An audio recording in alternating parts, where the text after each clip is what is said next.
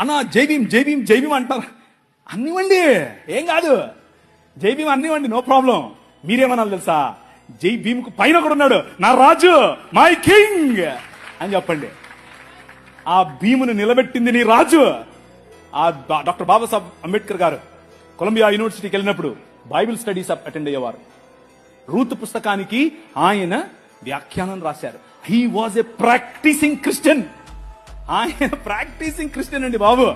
ఆయన ఒకరోజు 3 లక్షల మందితో కలిసి నేను బాప్టిజం తీసుకుంటాను అని చెప్పి ముందుకొచ్చాడు.